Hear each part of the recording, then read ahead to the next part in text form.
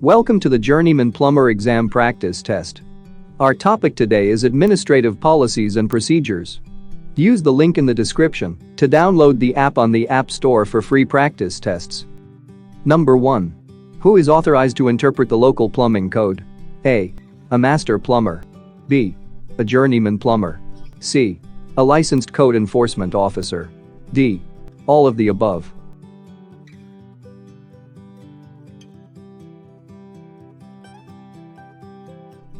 The correct answer is C.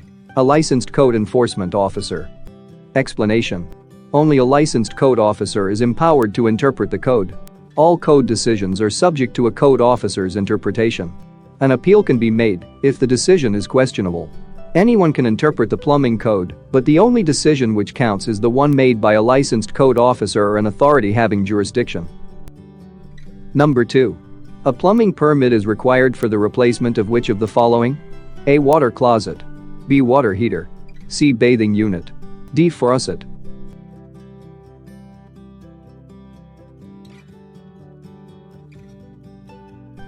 The correct answer is B. Water heater. Explanation. A plumbing permit is not needed for the direct replacement of any plumbing fixture except for a water heater. However, if a fixture location is changed, a permit is required. In other words, you can remove a toilet and replace it with a new one without the need for a permit. But if you move the closest flange in any way, a permit is required. This is true for all plumbing fixtures. Number 3. Water, sewer and gas plumbing systems must be able to be tested, inspected and approved by the plumbing authority. The code requirement for testing a low-pressure natural gas system within the structure is set at A. 10 pound per square inch. B. 30 pound per square inch. C. 60 pound per square inch. D. 14-inch water column.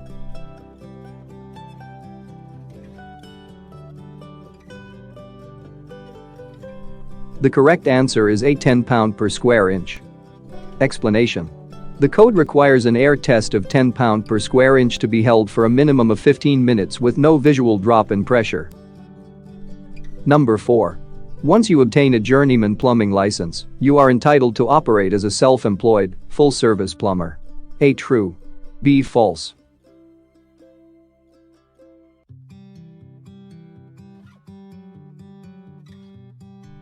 The correct answer is B. False. Explanation. Journeyman plumbers are required to work under the indirect supervision of a master plumber. Therefore, journeyman plumbers are not allowed to be self-employed plumbers. However, anyone can own and operate a plumbing business if they have a master plumber employed by the company. So a journeyman plumber could hire a master plumber and open a plumbing business. But without a master plumber, a journeyman cannot operate a full-service plumbing business. Some states do allow journeyman plumbers to work on their own in doing simple repairs and replacements that do not require the issuance of a plumbing permit. Number 5. Assume that a plumbing permit has been issued for the plumbing of a new home. The plumbing contractor has been waiting longer than expected for the building contractor to have the home ready for plumbing work to begin. There is a chance that the plumbing permit could become invalid if work is not started soon.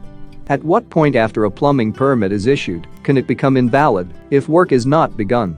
A. 3 months. B. 6 months. C. 9 months. D. 12 months.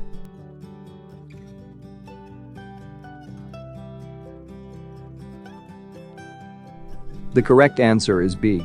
6 months. Explanation.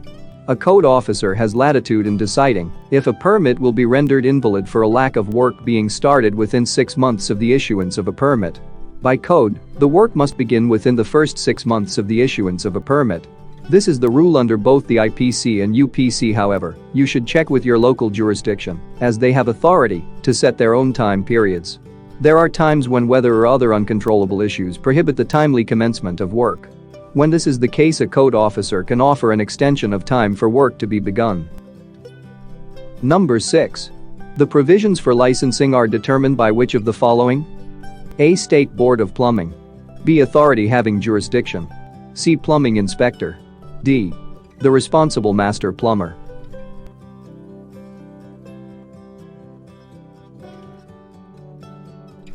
The correct answer is B. Authority having jurisdiction. Explanation. The authority having jurisdiction determines the provisions for licensing. State plumbing boards determine requirements and provide testing of qualified applicants to become licensed. Plumbing inspectors enforce codes adopted by the AHJ. Number 7. An application for a building permit on a job which includes new plumbing must include all of the following, except A. Estimated cost of material used. B. Description of work. C. Legal description of property. D. Plans or diagrams of work to be performed.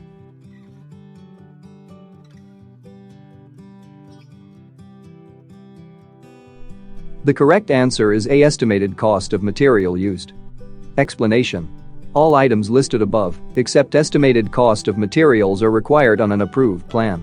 Some municipalities base plumbing permit fees on fixture units or estimated cost of total job, but not on material costs. Number 8. Which of the following requires a journeyman plumbing license? A. Owning a business that performs plumbing work for the general public. B. Removing and replacing a peat rap in a residential home. C. Performing plumbing work on a commercial job within a municipality. D. Installing a dishwasher in a residential home.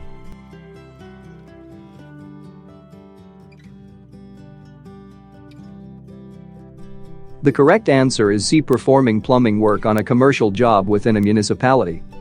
Explanation. Anyone may own a plumbing company provided a master plumber is employed by that company and has a current master license.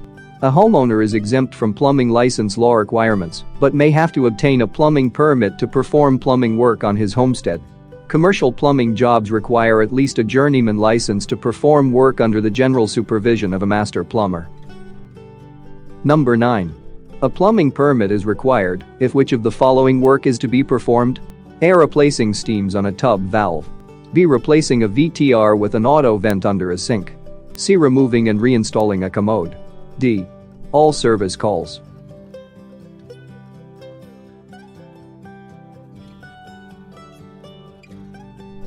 The correct answer is B. Replacing a VTR with an auto vent under a sink. Explanation. Replacing a VTR with an auto vent under a sink would require termination and alteration of existing plumbing and, thus, require a permit. A plumber may replace parts of a valve and remove and reset the same toilet without altering the existing plumbing system, and all service calls are not subject to obtaining a permit. Number 10. The common means used in testing DWV, water and gas distribution systems, includes all the following, except A. Water. B. Air. C. Smoke. D. Mercury.